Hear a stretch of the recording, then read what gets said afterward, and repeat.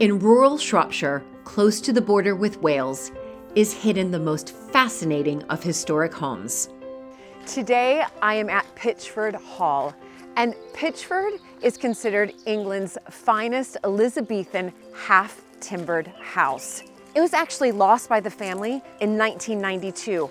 However, they managed to get the house back 25 years later.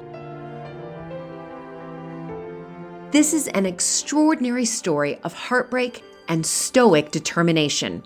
Thank you very much. Cheers. With her husband James, Rowena Colthurst, whose mother inherited Pitchford in the early 1970s, has worked tirelessly to get the family home back. But now, they're faced with the enormous task of recovering the building from years of neglect. This is incredible. When I think of England, I think of green and houses that look just like this. Of course, it pulls at my heart because Hinchingbrook, we had to do the exact same thing. The house was sold in the 1950s and lost. This family, Rowena and James, managed to get their family home back, and I can't wait to find out how they did it.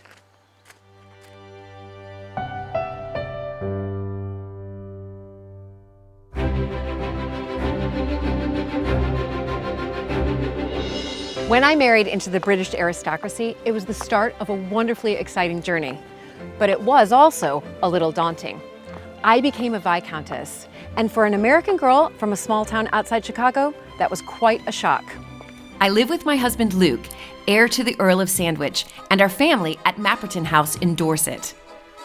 Living in a place like this is a joy, but also a challenge. And every day we're aware that we're preserving a very special part of Britain's heritage.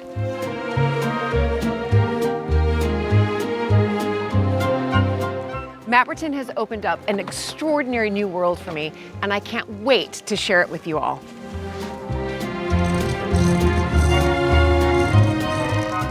So if you love castles and manors and stately homes as much as I do, please join this American Viscountess as I journey into the British countryside in search of some of Britain's finest historic houses.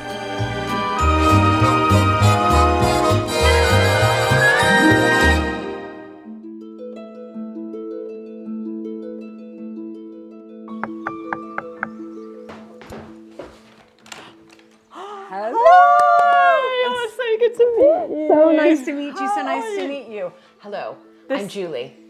This is Edward. Hi, Edward. Hi, so, and who's that? Doggy. Doggy? Love it. Welcome. It's amazing to be here.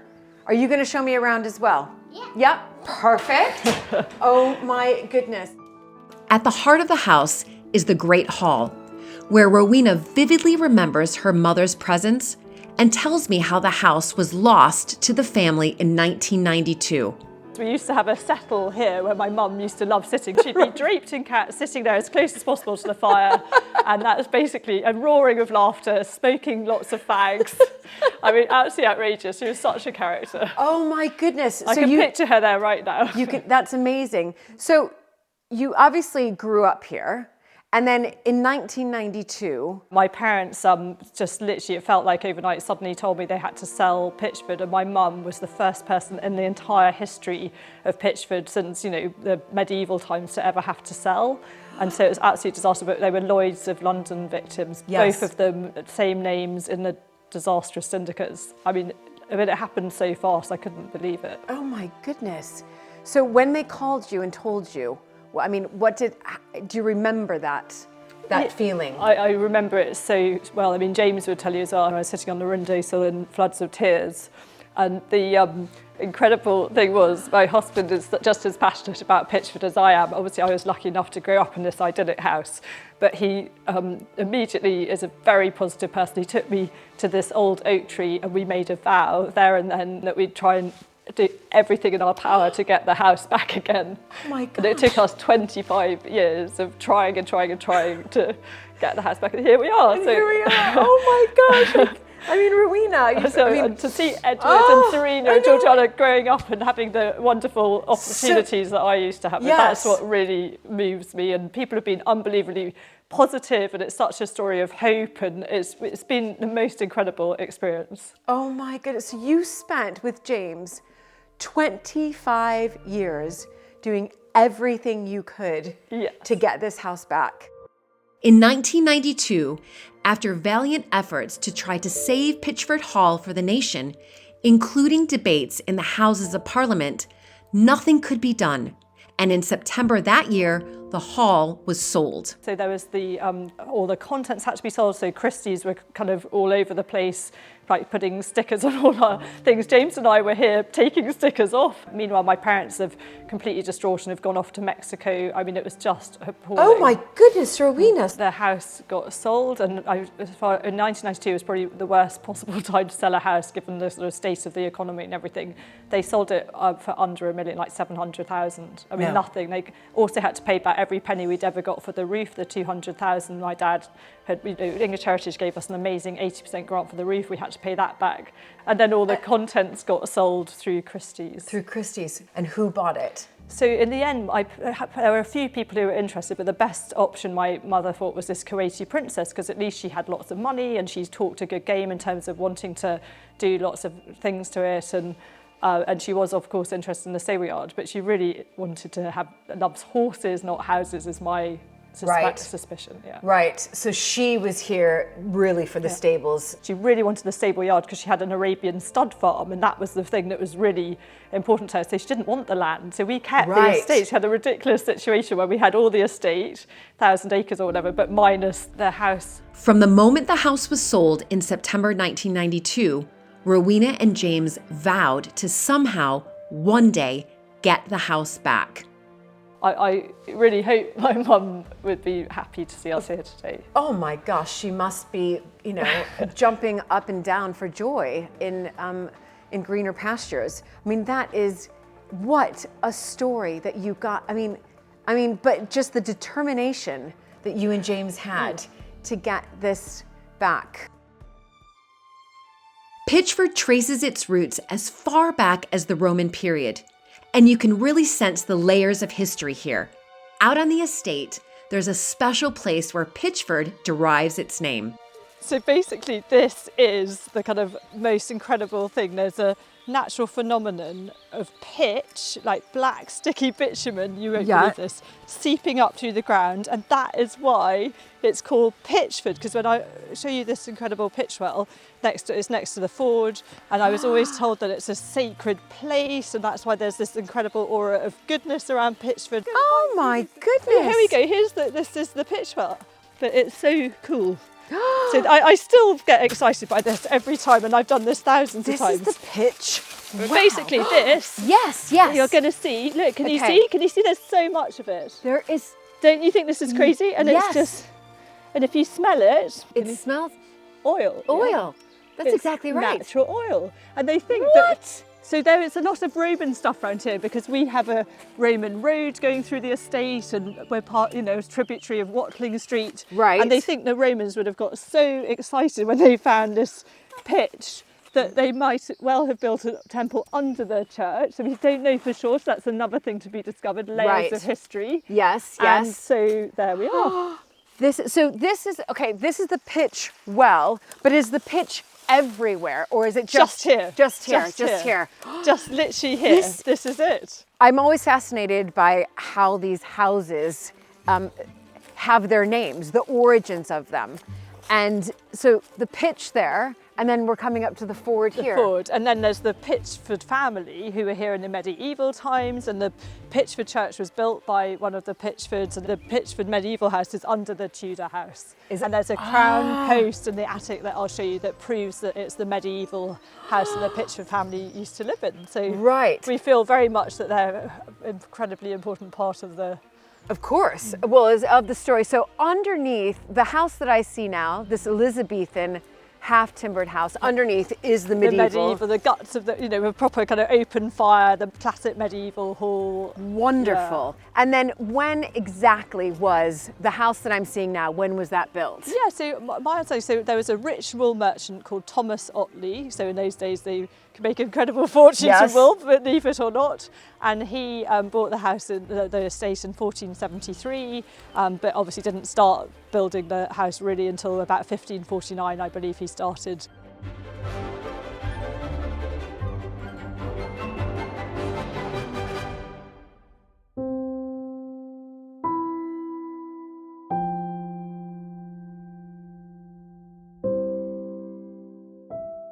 I'm very excited to show you. This is a door that we always used to use. I mean, obviously that's the front door where guests and things come if there's a party, but this is like the normal door. That's my bedroom up there with the bars on the window. Yes, yes. To stop me falling out. So when you got the keys to the house, so this is 2016, September 28th, 25 years later, you get the family house back. You work so hard, you buy it back. And is this the door you went through, or was it, what happened? No, so this is the door, and basically, I bet I was shaking so much that you can imagine that I couldn't get the key in the lock. And then I was like crying, half with joy and half with laughter and half with, I don't know what emotions were going on. It was absolutely crazy. But I was like literally shaking. Here we go. So come on in. So this is, oh my God, my usual front door. These are the stairs to my bedroom, this wonderful cantilever staircase where my mum kept all the millions of tins of cat food for our 3 cats. So you walk in here, you get the keys. This is the very first room I went into. This is our old anti-kitchen. And this is, again, where we used to have breakfast. But the first thing I saw was obviously the ceiling had collapsed, and that was like, oh my goodness. Part of me is then thinking, having flashbacks, because basically this is one of my favourite rooms. It had beautiful copper pots and pans all around the room, all got sold at the Christie sale. We've no idea who bought those. This incredible, range, which is very similar to the one at Hampton Court. I don't know, there's so many different feelings, but the most ridiculous thing, and this is what really moved me, is there was a newspaper, my mum and dad's Telegraph newspaper from 1992, still sitting in here. It was just there. No. Time had stood still. No. It was insane. So you walk through here and there's this newspaper. And there's this newspaper, 1992. Oh. Just still sitting there. But just still sitting there. Hadn't moved, just where my parents left it. As we explore, what's clear is the enormous project Rowena and James have on their hands. But by opening up part of the house as a holiday let, they hope to fund the repair and restoration of some of these rooms in the former servants' quarters, which hark back to a different era.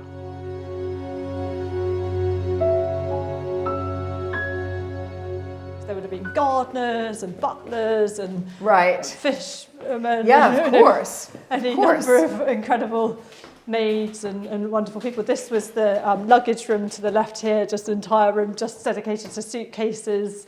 I am really embarrassed to say this used to be my kind of fun room, and I don't know what possessed me to paint it this colour, but as a teenager I thought that was the thing to do.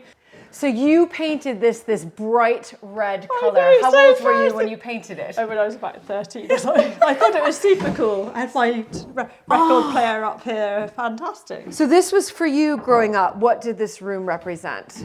Yeah, this was my own space to have, my friends and just kind of do whatever I wanted up here. So, but was it nice to see, I guess in one sense, when you came up after 25 years, at least the red was still here? The red was still here, I know. The red colour. And then I also loved this room for a different reason, because I was always told that there's this lovely little cubby hole with the window, and then my mum's psychic friend came, and he said that there were these maids totally overexcited because they see that their master's coming home for Christmas. Right, wait, so these were the ghosts. I am always fascinated about ghosts because we do have one grey lady in the Tudor room at Mapperton, but how many ghosts do you think you have here? Good ghosts at Pitchford. So this will make you laugh. So this is a direct quote from my mum.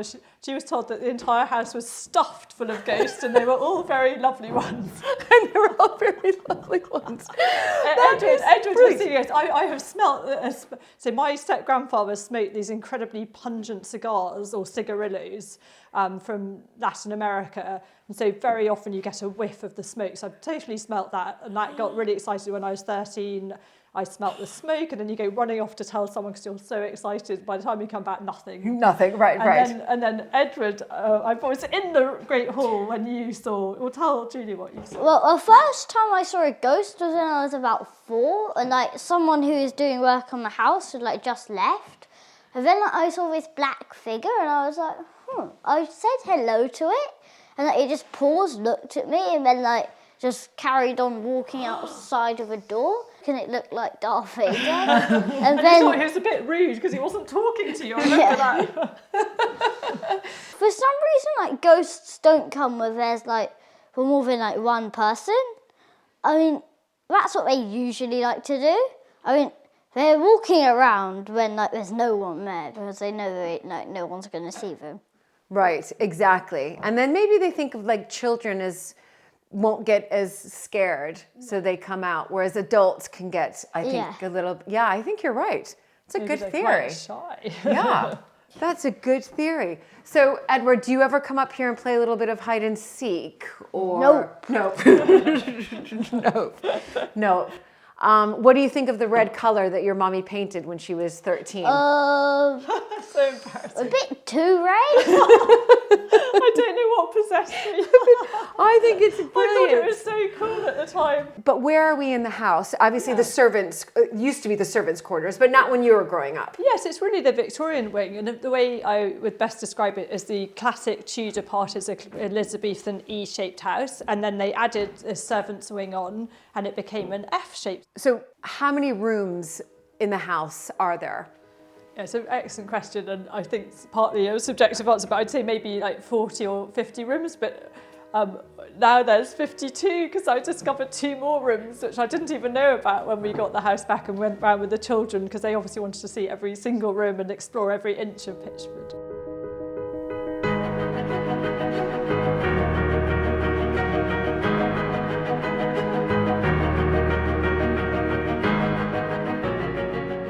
Careful of the dodgy floorboards. I will be careful of the dodgy. Look at But these. look at this. This is what this is like. You see this? We've got an insane amount of work to do. The ceiling, yes, the ceiling everywhere. But there's something. I know it looks like the ceiling's about to collapse, but there's something rather beautiful about it. I completely agree. I mean, my husband's nephew got married at Pitchford recently. The first wedding we'd had since the house had come back. So in 25 years, and Gabby, his beautiful wife, had wedding photos taken here, and they looked fabulous. Yeah, it's very, I mean, this is what people want. They want this sort of rustic, run down, shabby chic. The ceiling's about to fall through, but this obviously is a lot of work though when you want to. Yeah. No, I mean it is a huge amount. This is a massive amount of work. All right, so what room are we heading to next? Really want to show you this special room. So this is what I was always told. My mum was always fascinated by all the ghosts and everything. We always had lots of wonderful psychic people. And so I was always told that this room in here is unbelievable. It's got the lady. I can feel it. It's got a special. You always feel like I can feel that. Energy. I'm walking into the room now. It feels different, doesn't it? Oh my God, I feel everything's tingly. It makes me feel it. So bizarre. Is this weird? It's so bizarre. So the lady who's in here was like the head servant lady, and she was just apparently this life force, incredible woman, power, positivity, and she loved protecting the house, and apparently there's an aura of goodness that protects the house. And this is you can actually feel you that can feel surge it. of energy. You can feel it, and I love that the room is this pink color too, because it's sort of a happy color. Well, it is a happy color. That looks fun. This looks like an old fuse box here. I heard the clicking and I had to look over. It's an old fuse box, obviously completely detached. That looks like a fun project. I think that you can already tell, I've only been here for half a day, and I can already feel the good energy, not just in this room, but all around, you can feel it. And my great aunt taught me to do water divining, and there's just so many incredible things that happen in Pitchford. And people just feel alive and happy.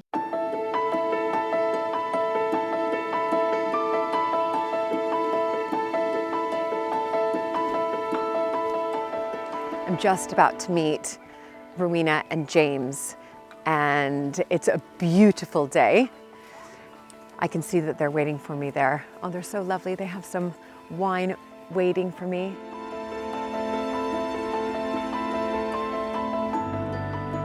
We're meeting at the Orangery, which is one of the first buildings James and Rowena restored when they returned to Pitchford.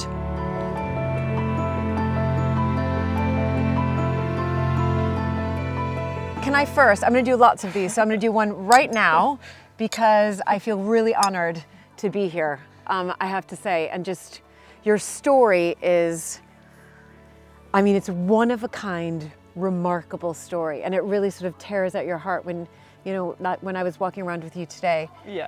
And just, I think we can hardly believe it ourselves. do you still feel sort of 5 years on? We do.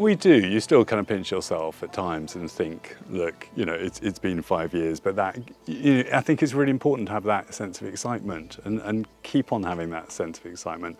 If we ever take Pitchford for granted, that's a complete disaster. So yes, but you do now and again have to remind yourself of that initial kind of excitement when Rowena walked through the door, you know, after 25 years. Yeah, you made this pact. You were going to do everything you can to get Pitchford back. And those 25 years, can you just talk me through really the ups and the downs of it? And did you really feel you could do it? Look, I think there were absolute times when we thought we can do this. And at absolute times when we thought it's just never going to happen, not hope in hell. So it went in kind of waves. Sometimes we felt kind of confident there were things that were happened. Right. Sometimes we'd hear kind of gossip from, you know, let's say the village or something, and it looked like it was possible. Right. And other times, we just thought it's never going to happen, and we should forget this kind of dream. But we never quite did. We always knew the estate was a brilliant platform to kind of launch, you know, potentially a bid for the hall. So we spent those 25 years building up the estate, doing up derelict buildings, farm buildings, and turning them into kind of holiday cottages. Yes. Trying to make, you know, essentially the funding that would then make going for the hall kind of possible. So yeah, we did. We spent 25 years just building out that position. Right. And then it eventually happened. And working full time, both of you. Oh no, that was a really important part of it. We spent most weekends out here, and what was absolutely brilliant is so many of our friends were part of that hope. So they'd come up, we'd start off with the lodge. My mum let James and I have the lodge as our weekend thing, and then we eventually turned that into a holiday let. That was the very first commercial thing when we, you know, after my parents and everything. But the joy of the friends willing us on is what I was thinking about, the impetus and everyone rooting for us basically, which was really special. Yeah, no, I mean, again, it's the most remarkable, you know, story of saving and getting back the lost family home. Well, cheers to both of you, because this is just the start. I can feel that, and I cannot wait to explore more and see what you both have done. Oh, thank you very much. Cheers. Thank you.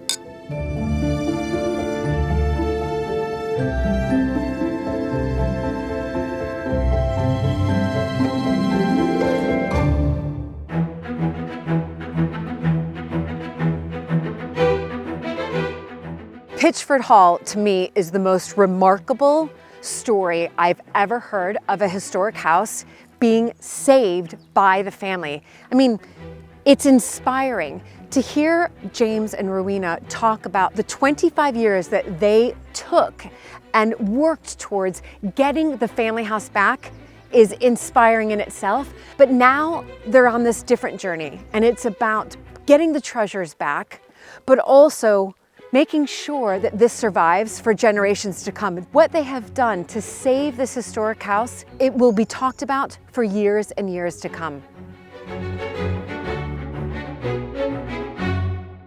Pitchford Hall is layered in history, with much of the building constructed in the 16th century, during the Elizabethan era, when this beautiful half-timbered style was the height of fashion. I attended the first day of the sale. There were 2 days. There were 2 days, and I went to the first day, and everything, pretty well everything, was sold on that day, and everything would go out. Let's say that lamp or the cork cupboard would go out of that door, go into the marquee, go to the auctioneers, kind of thing, and the gavel would come down, and that was gone. And this is our kind of Bible of what happened in 1992 in terms of the Kit Christie's catalogue. Right. And how many items are there? I mean, it's a thick book. Yeah, it's a huge That is book. thick. So how many There were items in total? 1,047 lots. And 47. So that's why it's 2 days. Oh my goodness, that just gives me chills. It was a bizarre atmosphere of, in a way, it's quite a social event because people were interested in what was happening at Pitchford, and you had hundreds and hundreds of people, and everyone, in a sense, wanted to kind of own a piece of Pitchford. You're on a treasure hunt now. You've got the house back. Yep. You know, the house itself, the walls of the house back. It's now starting to fill it with the treasures that it once had. And what has that process been like? Yeah, look, a treasure hunt is absolutely right. That's exactly what we feel. And I look at a piece of furniture just over there, and that came back from Shropshire. It was about 20 miles from here. It was owned by a woman who was downsizing, and she wanted it to go back to Pitchford. So, every room I go into now, I can see these objects from the treasure hunt that have returned. How many of the 1,047 objects do you think you now have in possession? I think it's probably only about 50. So there's a huge treasure hunt ahead of us. For James, of the 1,000 or so pieces still to find, there's one in particular which he would love to see back at Pitchford. There are a number of items that I feel really important to me, and there was one that was the cabinet table. So it was in number 10 Downing Street. It was used as Gladstone, the Prime Minister, as his kind of cabinet table, and it was given to, I think it was through the Lord Rosebery family, and Lord Rosebery family was a British Prime Minister, and his daughter owned Pitchford, Lady Sybil Grant. Oh yes, so that feels like, I'm very interested in politics. I work in politics. Yeah. Having that cabinet table back is really important to us. And there's one painting by the early 19th century artist James Ward, which would have pride of place back here. So it's only really good painting that has kind of Pitchford Hall in it. Now it's also got a horse, a beautiful horse, but obviously we're interested in Pitchford Hall.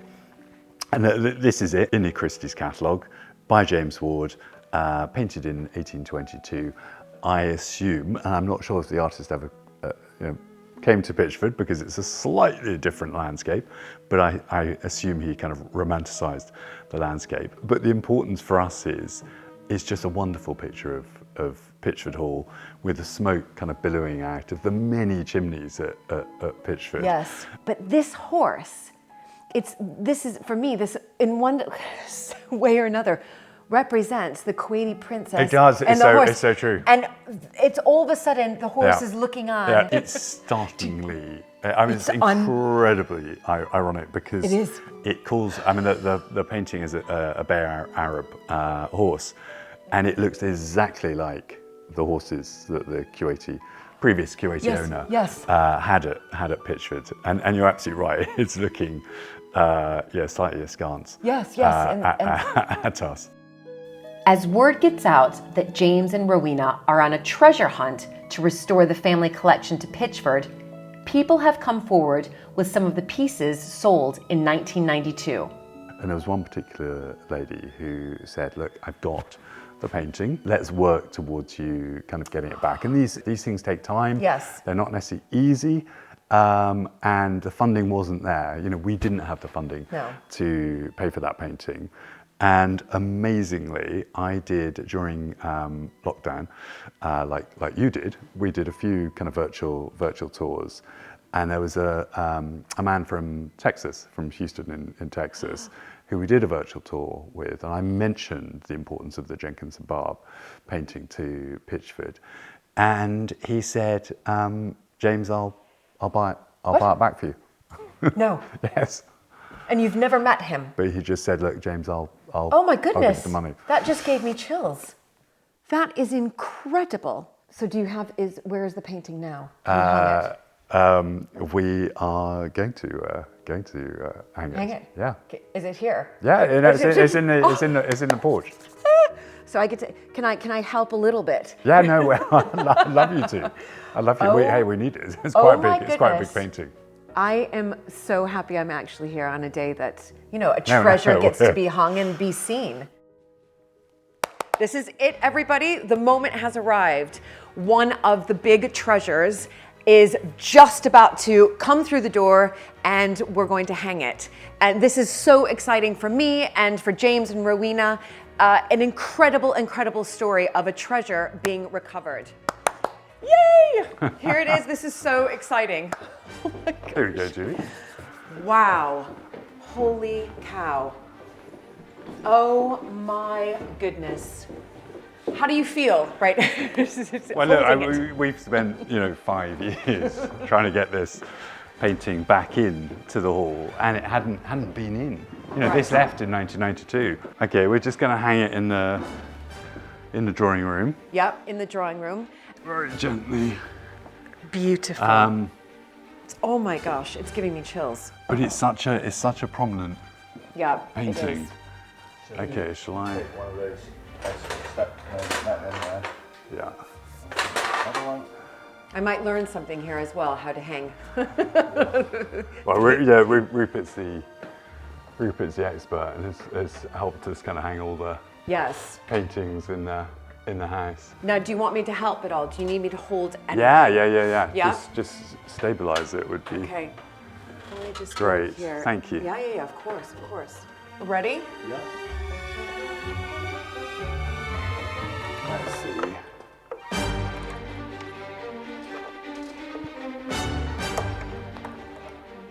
Hang on, let me double check. Yeah. Should be on that J hook. Yeah, that's good. Okay. Oh my goodness. It's 11 hooks. Can I let go at the bottom here? You're fine. I know, you just... Oh my goodness. Okay. It's best to level it by eye anyway, because nothing's straight in this house. Exactly. Okay, let's go back and see. It looks, wonderful. Just, you know what, out of all the paintings that were sold in the Christie's, having this one. Is that exactly? Now, because there's life in this house again. Yeah. And that represents the smoke coming out of the chimney. Life has returned.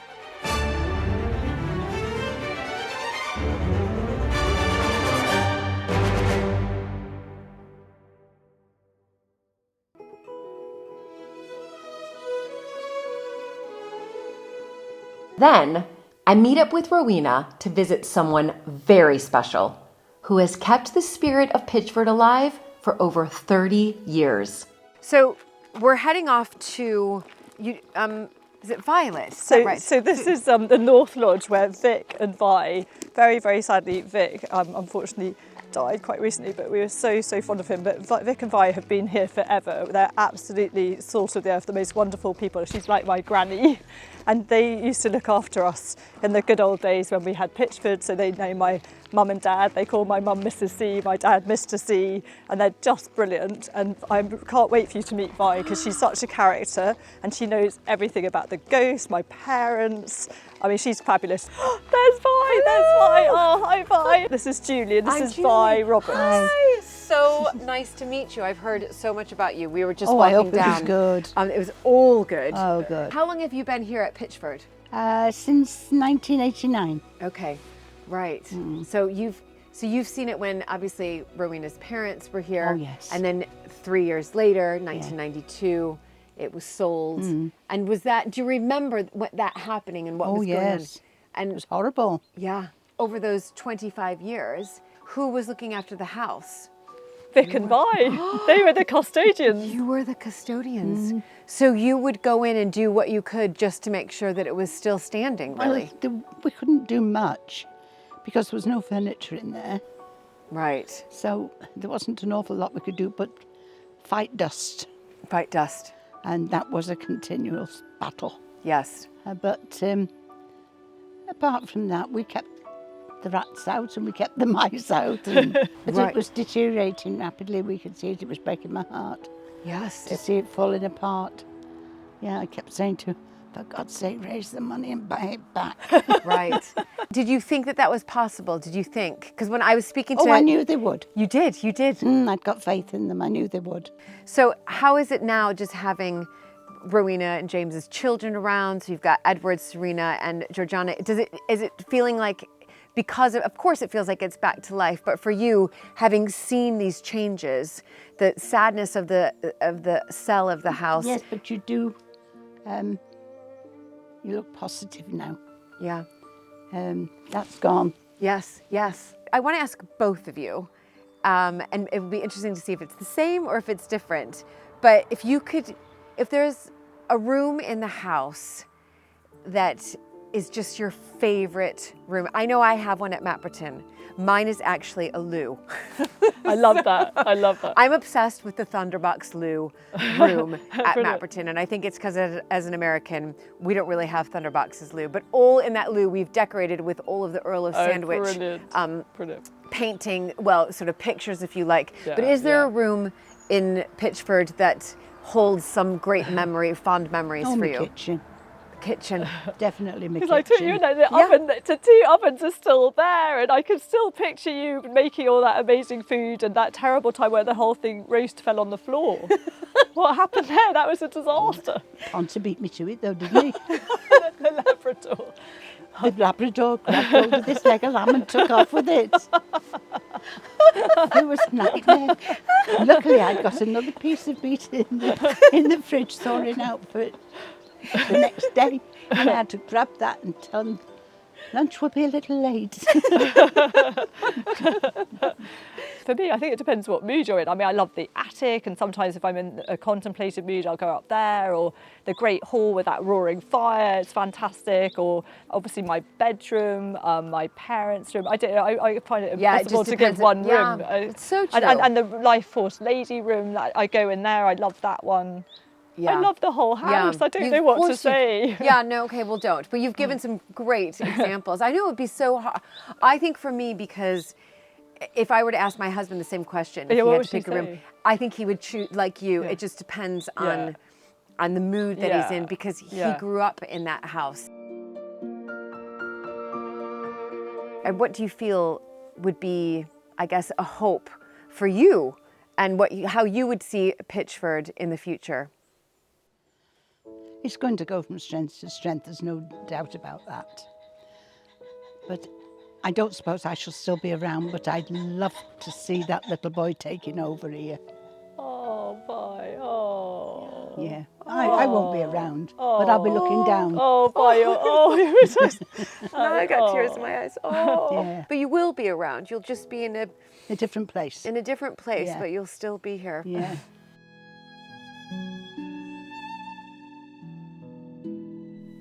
Pitchford Hall is layered in history, with much of the building constructed in the 16th century, during the Elizabethan era, when this beautiful half-timbered style was the height of fashion. It may look stunning, but it needs a lot of repair and restoration. I hear you're going to be putting me to work. Yes. First of all, we've got to spray down this exposed panel that's failed, because lime needs lots of water. So Okay, so I'm just going to have you back completely up, because you're the professional and I'm not. Tell me a little bit about the history of this exterior and what it takes to repair it. Well, this house has, been built over many years, but this bit's Elizabethan, this section. Right. And it's in a bit of a poor state, unfortunately. Yes. It's not much what was done for 20 years, so it's an ongoing thing. Every summer we start and keep going, and then down tools for the winter. And here you are again. So how many years have you been working on I've been on Pitchford? this for 5 years. I started on the medieval section, which is just over there. Right.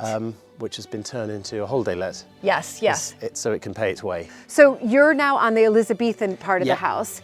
And what are you doing exactly? What are you repairing? I'm repairing all the plaster panels. 'Cause Right. They've been repaired with varying different materials, so we're putting it back using the right stuff, the right techniques, so it will last, because the wrong stuff, like cement and other things, it just damages the timbers because the building can't breathe. That's why we use the lime.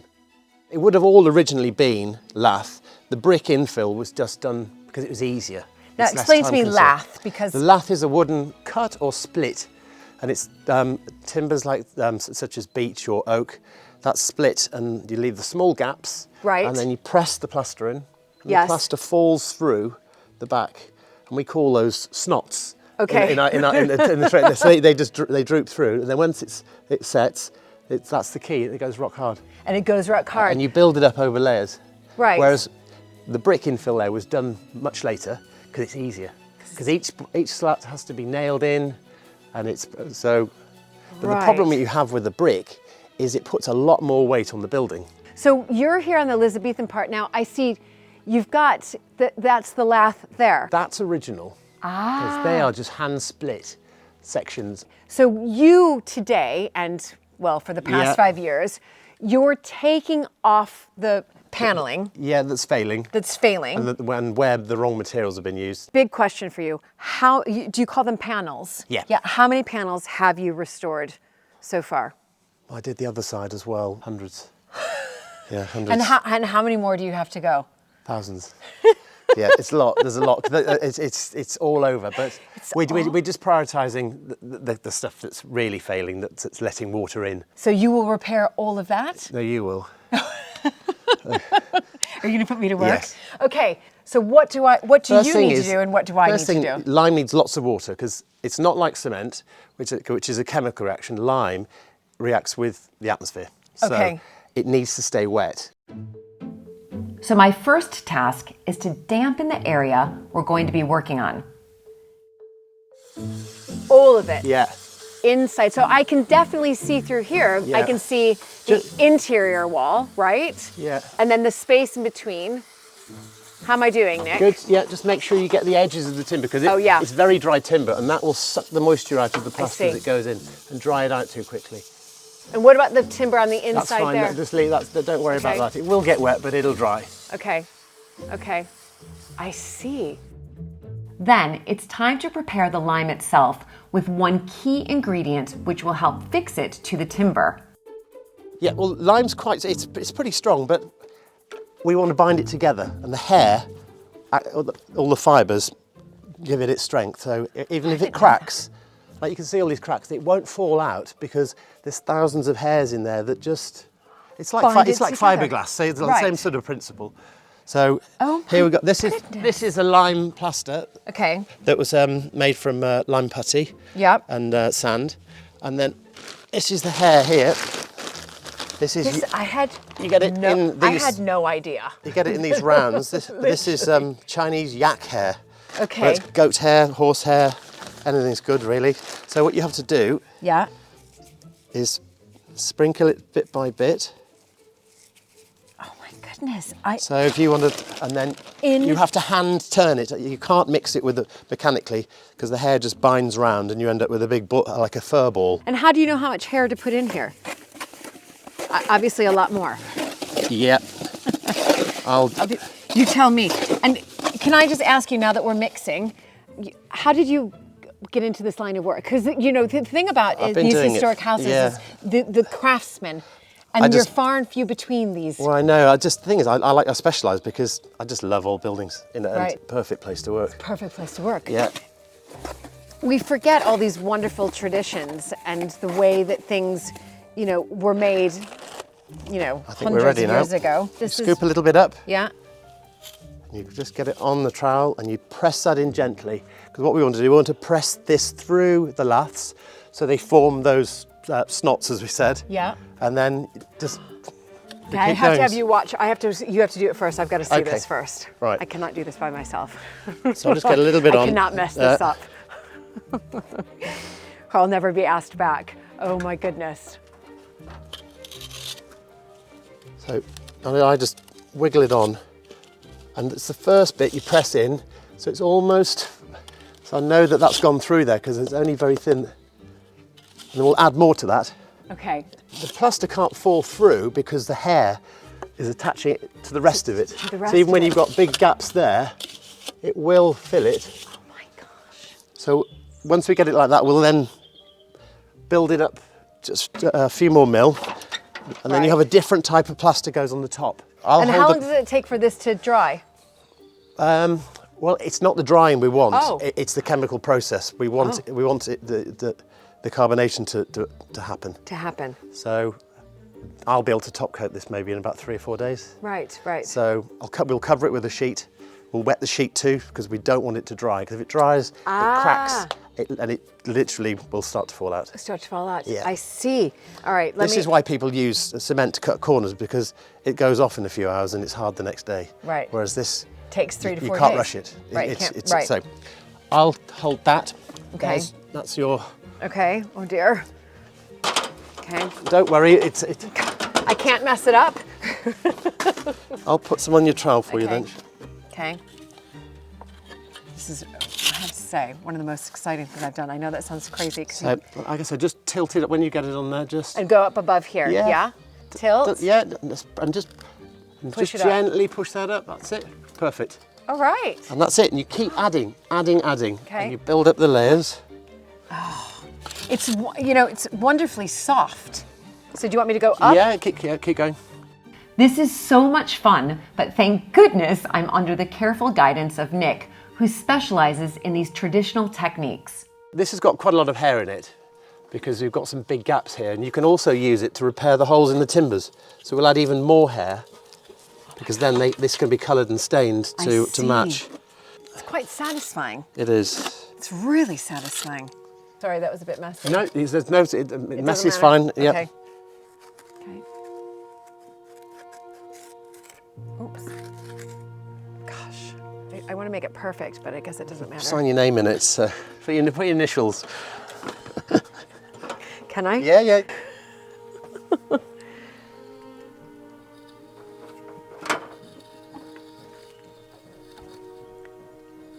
I'm going to do JH, everybody, for Hinchingbrook. Somehow Hinchingbrook needs to live on, so I'll sign it with JH, Julie Hinchingbrook. Oh my gosh, thanks. Thanks, Nick. It's rather exciting. It's left for 3 or 4 days, then another layer is applied before it's covered in 5 coats of lime wash. You certainly need to be patient in this job. What we were just doing over there is this finished. When I apply the top coat. When you apply the top coat, that is that finished. And then you have to cover it up. It's three processes really. It's base coat, top coat, and lime wash. And lime wash, okay. Now you have, these are all covered up here. Yeah, it's because it's sunny and it's hot.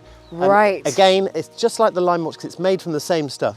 If it dries too quickly, it fails. It fails. And this will be soaked tonight with water, so. So you'll soak it again with water. So should we pin this one back back I'll up? Tack that up. And these have all had the same first coat down here. These have all been first coated by you throughout. Yeah, they were done today. Right. So how much, so those were, you've done one coat, and then how long do you have to wait to do the next coat, and then the next coat, and then the next coat, till you get 4 to 5?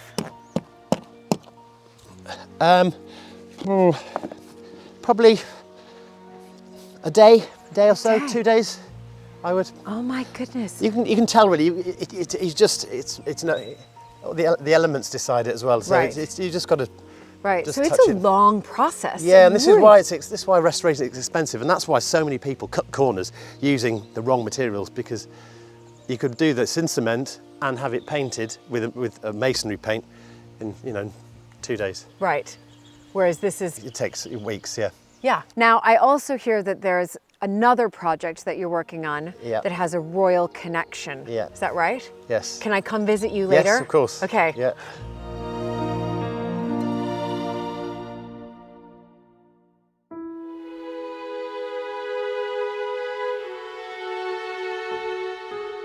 One of the things about historic houses is that they usually come with a lot of other buildings. And back in the day, those other buildings would be used really for the family or for the staff, but times have changed. These historic houses have to find new ways to generate income. And so Here we are at Pitchford, and you can see I'm walking through what really were the old stables, but now they've been repurposed by James and Rowena into workshops. And I can really relate to this because it's the same thing at Mapperton. We have old buildings down there that we need to repurpose and use them in a way that will help generate income for the estate. So I'm heading now off to see a sculpture here, and I believe it's this one right here.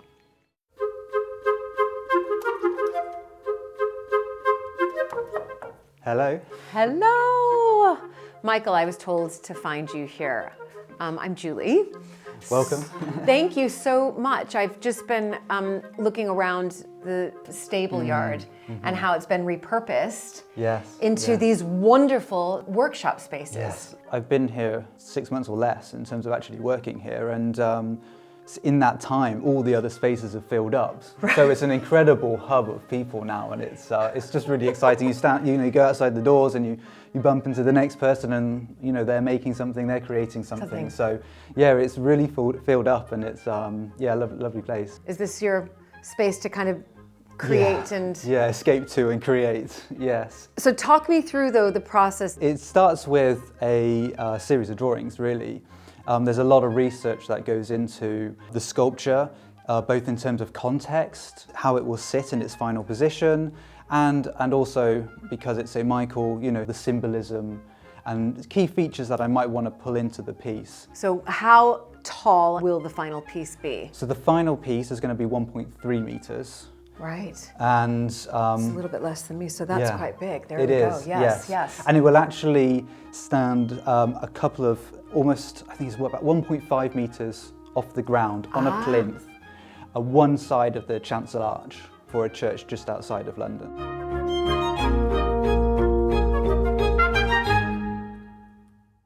There is such a creative community here at Pitchford, and wonderful spaces still to be developed and restored.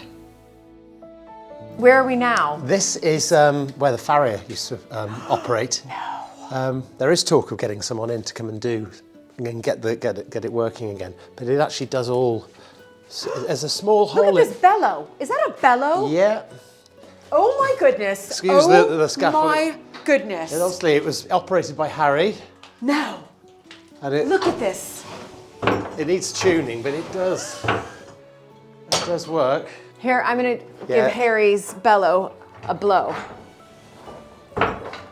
Oh my gosh, I've never... Do these still exist, these big bellows? Rare as hen's teeth. That's what I was about to say. Oh my goodness. This is incredible. Yeah. Oh, and that's the bench for... That's for... there would have been an anvil in here as well. Yes. Because that's, see, a very heavy duty. Right. So this is an opportunity for an artist to come in here and... Yeah, and maybe do courses in metalwork. Do courses. Fantastic. That was fun. All right, I see some bits right there. Yeah. That makes me think... Lime washing. We're on to do some more. Yeah. So where are we heading to now? This is a treehouse. Okay. And noted to be the oldest one in the world. What? The oldest treehouse in the world. My understanding is that this was Queen Victoria. She had tea here? Yeah, when she stayed here. She stayed in the main house and she took tea here. Yeah. And it's the oldest treehouse in the world. It is. And we're going to repair it. Well, it's been unsensitively repaired in the past, so... So you've got the scaffolding up, I see. Yeah. Fantastic. Similar work going on as down at the main hall that we saw earlier. Ah, so you've got... Remind me what the... That's lath. That's it. That's new stuff I'm putting in, because someone had put steel mesh and had used cement. So I've removed that. The tree. Up. Oh my goodness! And why is there metal? There's lots of holes. I mean, it is like a zoo in there. There's that many animals living in it.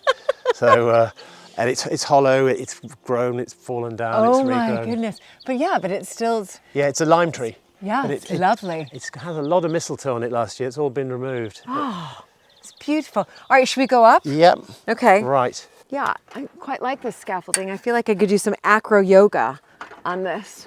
Yep. No, come on up. Okay, great. Before we start to lime wash, There's obviously a drone right there. Right. We can wave to everybody. Because there wasn't enough room up for the entire crew. Right, so tell me, Nick, what we're going to do now. This is lime washing. So as we said before, it needs 5 coats, well 4 to 5 ideally. So this has had 1. Right. So it needs to be wetted down to help the chemical reaction, and then we can paint it. Before we start, the one thing I do want to point out, which I think is fascinating for me to see, and I think probably for everybody else, is that you almost have the different stages here. Yeah. So you have the This is oak. Oh, this is oak, right. From the estate, and then these are stainless steel screws. Yep. So there'll be no corrosion. It should not need repairing for a very long time. And then this is what we did earlier on the house. Yeah, that's ready for its top coat. Right. And then it'll need to be lime washed like these. And right. Oh my goodness, because I can see the hair. So if you want to give it a spray. Oh my gosh. Wow. And you can see it'll start to look like this. Yes. Yes. Yeah. So you have 4 more coats really to do. That's it. Is that enough? Yeah. And then this is the lime wash. It's like the consistency of, like I said, single cream. Yes, it is. It's exactly like it does flick everywhere, so be careful. Okay. And then I work from the top because it drips. Right. Don't try and work it in too much because you can remove. What has already, because it's wet. Yeah, because it's the other one's still reacting, so I do that. If you want to have a go. Okay, and you go side to side. Yes, and just let it run down. Okay. So you start on the top and work your way down. It doesn't matter too much if it goes on the oak, because when it's finished, we'll use a wire brush on all the oak just to clean it up. I was going to ask you so that will all. Okay. It's because it's so runny. It's quite hard to not get it on. Yeah, it is so runny. And it looks like you're painting nothing. It looks like you're not doing anything. Weird. It has that lovely chalky look. Yeah. What do you think? Do you think I've done it? That's it. Should I hand you this? Do you want to go first? Yeah, we'll just reverse what we did. Okay, yeah. And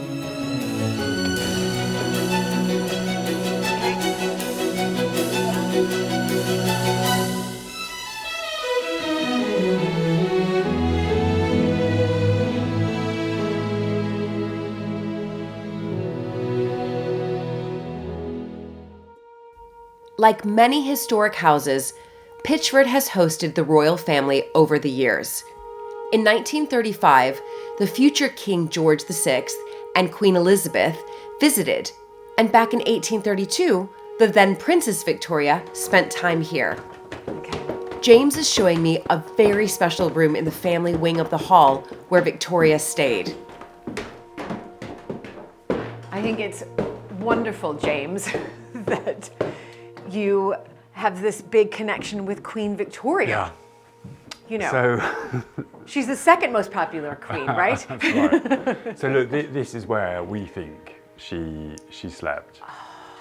And you know, over the years, there are a number of kind of guides that have been done for Pitchford, right? And some quite a long time ago, obviously nearer her stay, and they describe, her being in this room, really, really well. I'm just coming. I just love all the carvings. So Yeah, I mean, one of my theories is, I think that face looks like, if you look at what Queen Victoria or Princess Victoria looked like when she was a 13-year-old girl, when she visited Pitchford in 1832, that's what she looks like.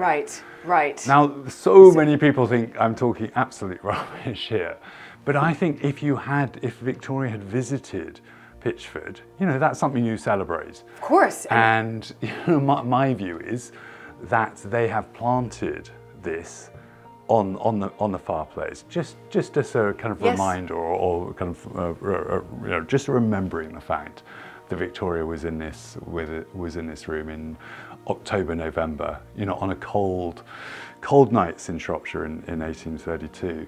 There is a similarity to Queen Victoria. And we also have to remember that when royalty visits these historic houses, it's all about celebrating them and making sure that there's some type of memorabilia, if you like, of that visit. That's so, right. I look back at Hinchingbrook, and of course there's the bow window for Queen Elizabeth I's visit. And there it is, 1562. And it was made after she came, but in celebration that she had been there. That's right. So that's why that's why I think Right. I'm right, Yes. but everyone thinks I'm wrong. I'm going to agree with you. I think you're right. Good. I think it was her mother who apparently drew her bed up towards the fire Right. to keep warm at night, and poor Princess Victoria was apparently pushed towards the end of this room, you know, where it wasn't so warm, and there's a little line on the ceiling, and what we think is there was another room, no windows, pretty airless, that Victoria, and very cold, that Victoria would have stayed in for the 5 nights she stayed at Pitchford, and then her mother had, you know, this room and Right. the kind of warmer The warmer room. part, right. And if you remember, there wasn't a great relationship between mother and you know, 13-year-old princess Yes. at the time, so that kind of makes sense to me. So just looking at kind of around the room, there are things that kind of, you know, helps you understand. Yes, it helps you understand the relationship. I find it endlessly fascinating to read the architectural clues left in the fabric of these historic homes. And at Pitchford, there is a rare secret room called a priest's hole, where visiting priests would hide during the English Reformation of the 16th century. Is it in here? Yeah. I mean, you try and find it, but I'll give you a bit of a hint that it's in this kind of broad area. But is there a door? There is a door. Yeah, there is a door. And it's not a trap door. It's not on the floor. Okay. Okay, I've got it. I think. Maybe. You're doing well. There's a little lever to. Yeah, you're almost there. Yeah. Oh, okay. That's it. Oh my that's gosh. It, that's it. No. So this is the priest. Oh my gosh. So it's quite a It's quite a large priest hole, or Pope's hole, as they'd be called. Go down. Really? Go down. Okay, Yeah. okay. Yeah. I'll hold the trap door. Okay, hold me the trap door. Okay, everybody. I'm descending. The priest hole. Wow. There's windows down here. Yeah. Okay, so there are very, very few priest holes in this country with, you know, windows. Yep. And we think it was. Rowan always describes it as kind of false window, so we think maybe it was boarded up, or there was some vegetation outside that basically disguised it. But I must admit, if I was in a priest hole and there were a whole bunch of soldiers trying to find me, I'd quite like an escape route. Yes. And this provides an escape route. But so, it is a vast. You know, but was this created during the Reformation? No, you're absolutely right. So there was a woman called Mary Otley who lived here in the kind of late 15s, early 16s, and she was obviously a recusant, and you know she worshipped the Catholic faith, and you know I'm sure she would have had priests there, and she needed to protect them, and that you know that window I think is actually quite important. Very important. But they're very few. I think there are only about 3 in the country that actually have a kind of additional kind of access route. Normally it would just be a small priest hole and you'd be claustrophobic. And you'd be stuck. If they found you, you'd be stuck. Oh my goodness, it's incredible. It's absolutely, that was incredible. I mean, literally, first of all, I've never seen a priest hole in a historic house, so that was sensational, but also just seeing the windows, they're open there. Wow. I'm on my way to the treehouse. But again, this just isn't any ordinary treehouse. This is the world's oldest treehouse. And also in 1832, Queen Victoria wrote in her diary that she walked the grounds here at Pitchford, went up the stairs to a house on top of a tree. And that is where I'm going to right now. I'm gonna have tea with Georgiana. That's Rowena and James's eldest daughter, and I'm really looking forward to it.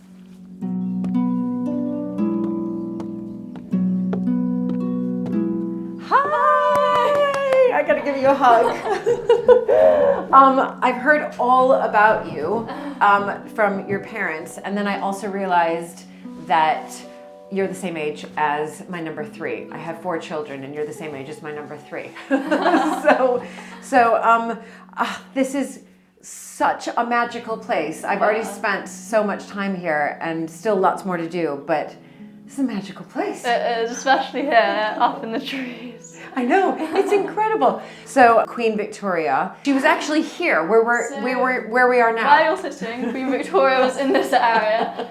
So on the 27th of October in 1832, she was on her tour of the realm when she was 13, and she stayed at Pitchford for 5 days and then recorded the whole stay in her diary.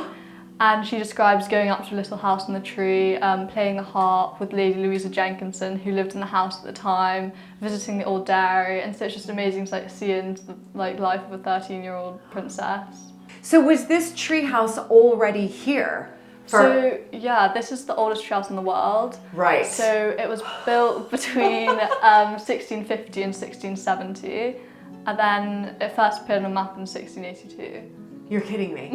Oh my goodness. So I kind of feel very special right now because I'm obviously in the oldest treehouse in the world, and I'm in the treehouse that Queen Victoria was in. Yeah. So when you were growing up, you were told stories about Pitchford. So because obviously when you were born, it had been sold. Your parents only had just the surrounding estate.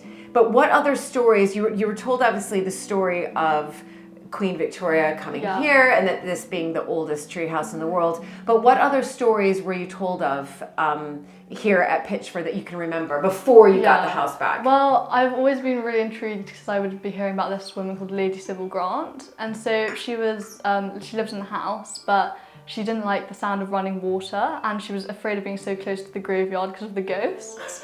And so she converted the orangery and she literally lived between the orangery and the treehouse. You're kidding me. So she didn't live in that? No, she completely moved out. Her husband lived, you can see his his room window through there. Yes. And she would communicate to him via semaphore or a megaphone through the window. And then megaphone. And then occasionally they would meet for afternoon tea on the lawn. But every morning her maid would bring up her boiled egg on a silver salver to the treehouse, so she spent a lot of time up here. So she was very eccentric. Right. And so also she dyed her hair with henna, so it was bright orange, and she would tell fortunes. So there would be fairs at Pitchford and she would tell fortunes on the lawn. So you grew up with these stories being told to you by your parents. Yeah. And because obviously your mom grew up here, but you weren't able to go into the house. No. You just saw it from a distance. So we would like quite often walk past and we would see it over the river, and it would just be like really dreamlike, like imagining, I would always imagine what it would be like to like live in the house, and my mum would just be telling me all these stories, and so it was like always a dream to get it back. Like, right, yeah. It was like a childhood fairy tale, but I never thought it would actually happen. Right, And so now, like all the time, my whole family have to like completely like pinch ourselves every day that we're actually like here. And were you here when she went into the house? So basically we came back, the first weekend we got it back immediately, we came up, the whole house was completely empty, like there was nothing, no electrics, no water, like absolutely nothing, just cobwebs, layers of dust. And so, but we were determined to sleep the first night, so we all came. It was like amazing, and unlocking the door, I still remember. And then we basically spent the next few months mopping every weekend, like, and cleaning. It was in 2016. Right. So I'm 17 now. I think I was about the same age as Queen Victoria. Right. So I remember feeling exactly. Connected to the treehouse whenever I was in there, thinking that she was like my age when she'd visited, and it was really, I love being in this treehouse and then hearing the stories of Queen Victoria and Lady Sybil, but I have to ask, once you got the house back, was this one of the first places you went to? Definitely. I just love this. It's like such a quiet space, but it's also like you feel really connected because it's so old, and like you're thinking about all the stories of all the different people up here, and I think it's amazing. I like to come up here and like read or have little tea parties. Yeah. And also the view. It's just like you're able to look at everything and look back at the house. So I love it up here.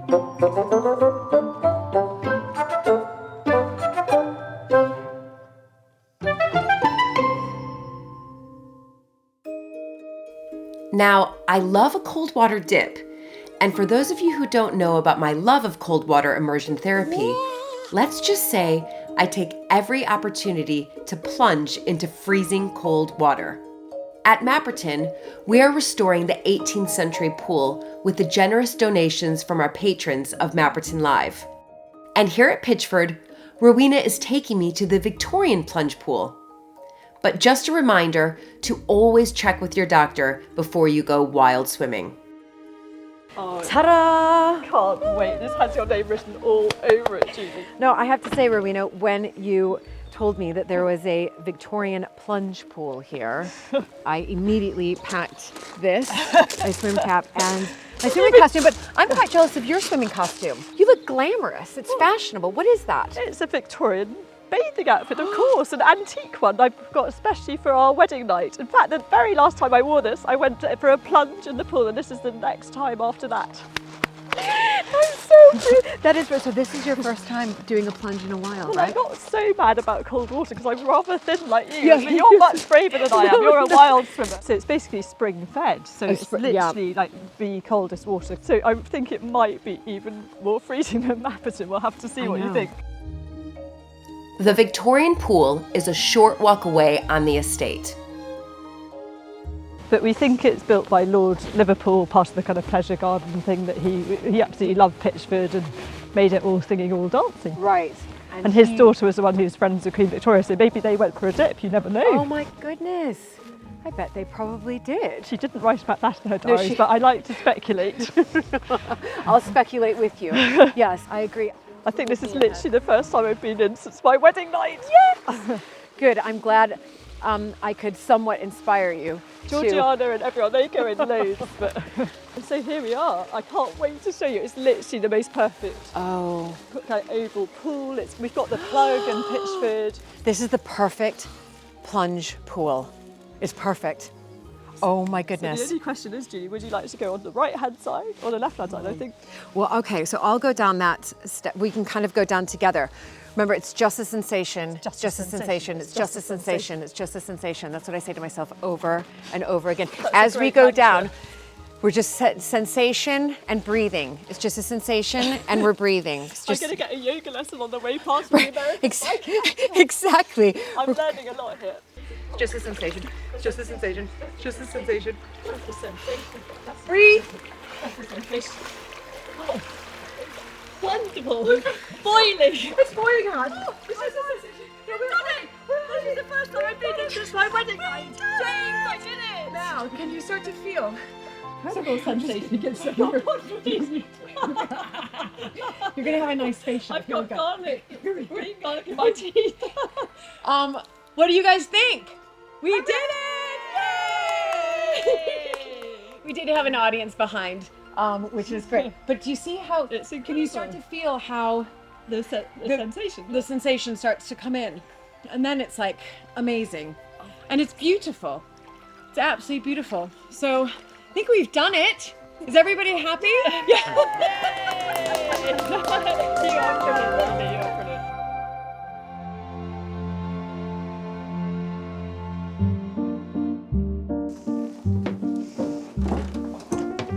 So excited to show you the attic, Julie. Oh my goodness. You know, this is what I love about these historic houses. There's always attics and secret places. What do you guys think of this attic for hiding? Or is it too scary? Too scary. Too scary.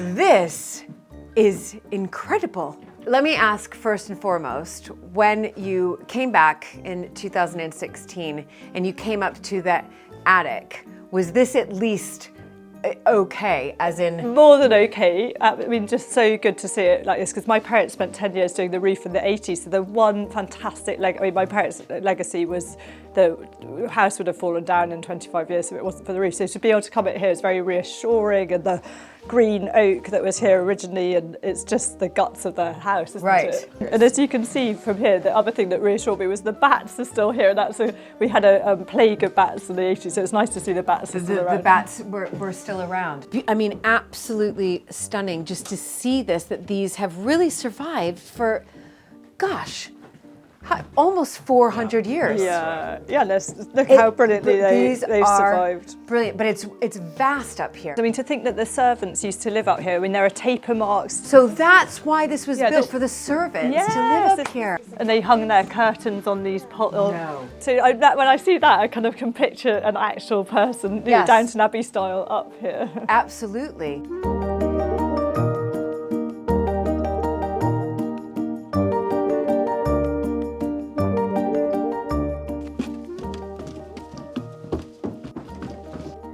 Great. It's literally like Alice in Wonderland Julie, up here.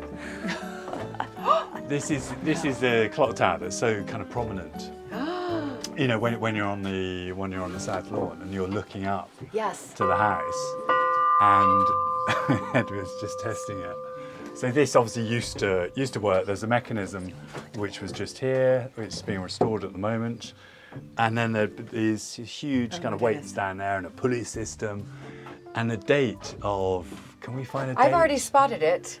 What was it? Well, because it's 1776. Yeah, it's cool, isn't it? So, but is that an American connection? I don't know. But because that's when we've really, you know, we declared our freedom. Yeah, no, I know. 1776. I know, it's incredible. We've got to do some research on this. I absolutely agree. So anyway, look, it's been there, and we look, it's another job for us to get this kind of restored, get the mechanism working, get the kind of pulleys working, and get this, you know, chiming out on the hour or every half hour. And before we make our way downstairs, Rowena shows me a rare structural treasure of Pitchford's medieval past. So this is the thing, so in the 80s they're doing the roof and there's huge excitement. They basically suddenly discover, if you possibly could shine a light, you will see a medieval crown post. So it proves that whole thing there at the back, the bendy bit. So that's where the Pitchford family, so this house is built on top of the Pitchford family house, which I love. My goodness, so they discovered this when they were redoing the roof. So we didn't even know it was here. We obviously had... Yeah, I can see that. We were very sure that it was likely, but no one had proof. And then this is your proof right here. It's basically here. Look, it's called a crown post roof, and very little crown post roofs survive because they're so incredibly old from the medieval times. But this is a little piece of history to prove the point. Absolutely. I mean, wonderful. I mean, it's just, I mean, you'll have more and more treasures. I mean, don't you find that with these historic houses? I mean, I know you grew up here, but we're still discovering you still discover over and over again. You still discover. We're learning all the time. Yeah.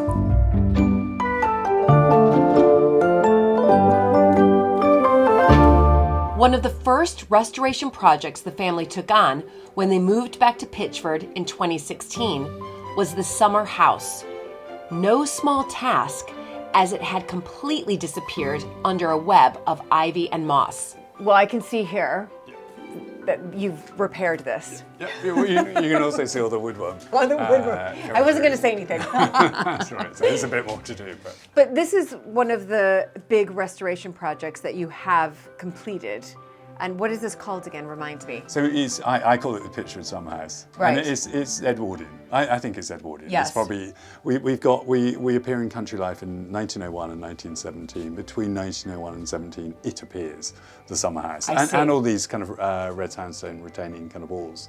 Right. So quite a lot of work was done in the kind of early Edwardian ages. And this is, in my view, an Edwardian summer house. So it's a huge transformation. And one of the first jobs we did was actually get up on the roof. I remember with my father, who's 85 now, and we were just cutting back the ivy kind of on the roof to try and get things back so at least we could see what we had to restore. And the roofer has done a brilliant job. These are called Harnage stone slates. They're quarried about 3 miles away. Okay. They've got loads of fossils in them. They're absolutely stunning. That should give it 30, 40, 50 years of life, hopefully. Exactly.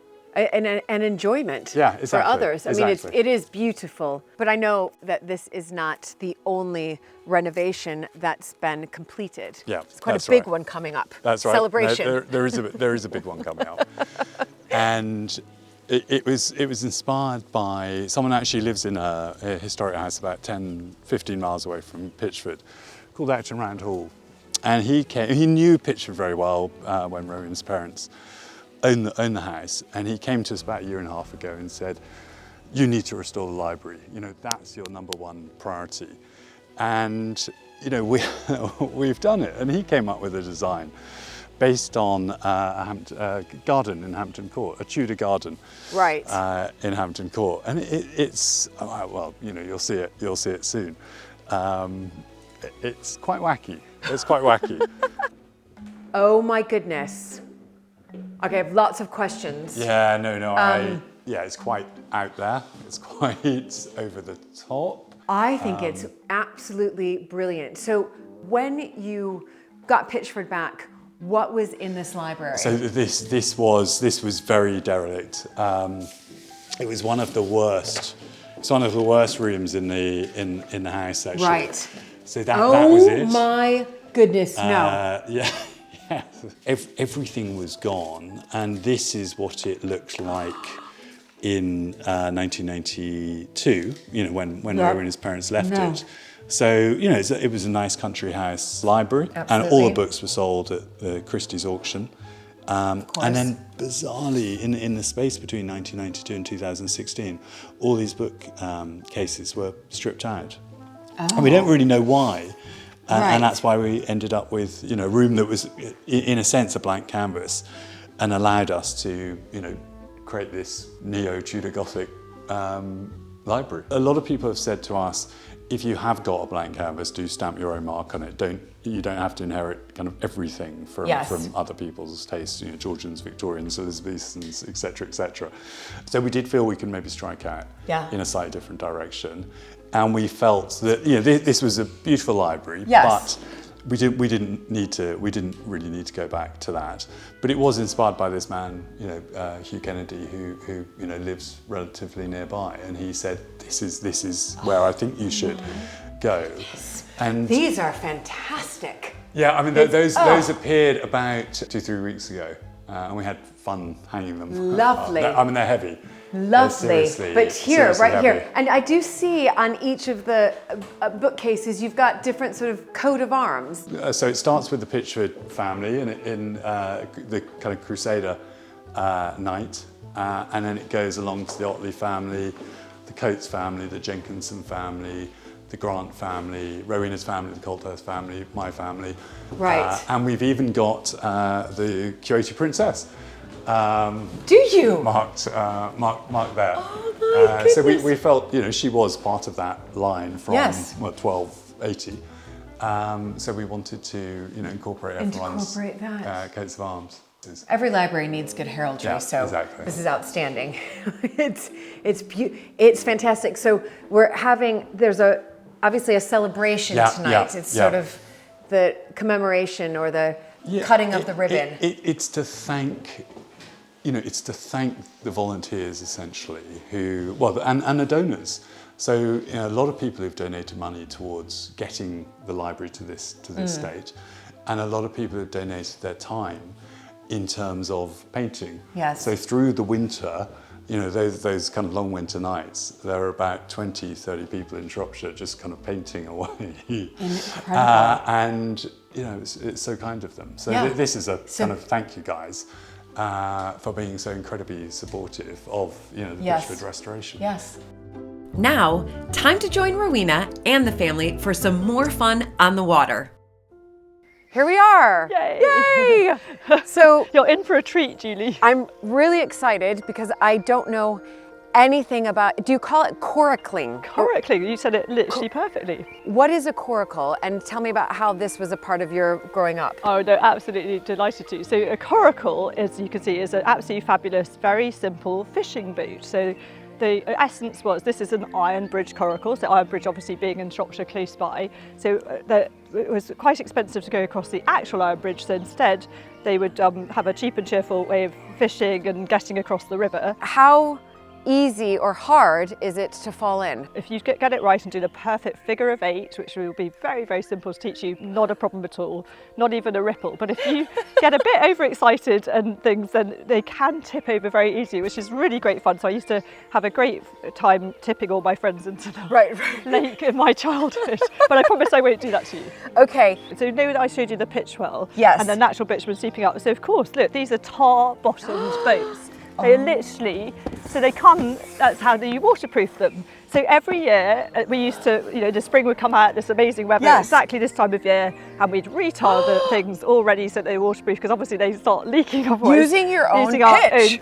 So basically we've got you a life jacket. I'm sure you're a brilliant swimmer, Julie. So am I rowing? So it's really a figure of 8, and it's very, very simple. I just have this feeling I'm going to fall in. I just, when you kind of go into things like this with no experience, and you get this gut feeling that you're going to fall in, I think that's what's going to happen. You're not going to fall in. Okay, are you really holding on to this? Okay, so I'm facing out. Okay, here, yeah. Thanks, James. Okay.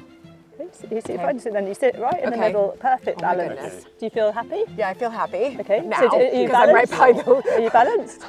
And by land, I'm balanced, yeah. Okay, and just very gently, just don't do any sudden movements, you'll be fine. A little bit of a figure of 8. Yeah, just build from. Oh my gosh, oh my gosh. They're much more stable than you think. It's really... I'm trying to do what Georgiana was doing. Oh my goodness, this figure of 8. What? You're doing brilliantly, Julie, that's perfect. Is it, so I'm watching Georgiana. Edward, how am I doing? On a scale of 1 to 10. Okay.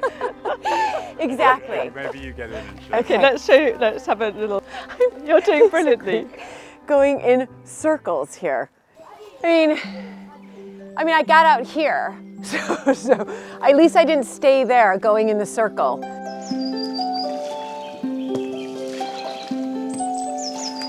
I have to say, I found this incredibly restorative.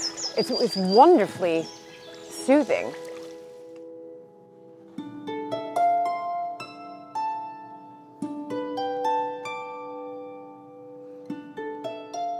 I loved it. I would do this every day for my mental health, every day. I loved it. I thought it was just brilliant. But now it's just getting off. Yeah, okay. Here we go. Thank goodness for James. All right, so you tell me when I'm good. I would jump quickly. Okay, great. Oh, gosh. Yes! Yay! Bye. Oh, I loved it. I really loved that, I have to say. I'm happy I had my life jacket on, though, because Georgiana and Serena were telling me about the size of the fish in there. So I was happy I had this on. That was brilliant. That was so brilliant.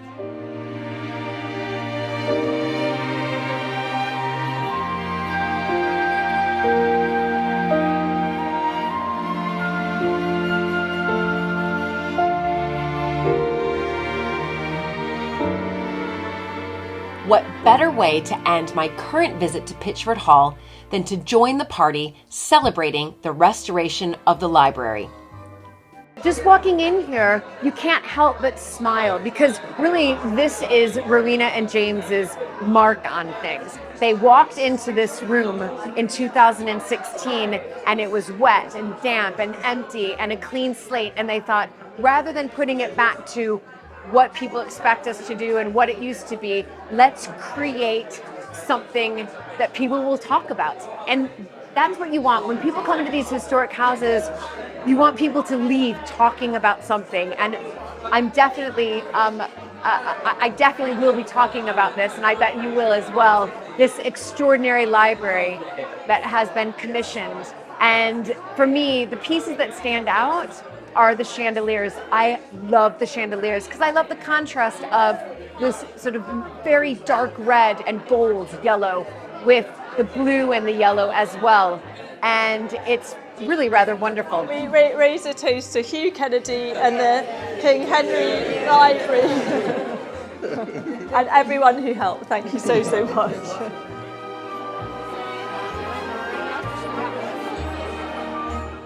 What an amazing time I've had visiting Pitchford Hall. You can really sense the life and vitality returning to this historic home. Rowena, James, and their family absolutely love it here, and their passion and determination to restore Pitchford to its former glory and at the same time put their own mark on it is incredibly inspiring.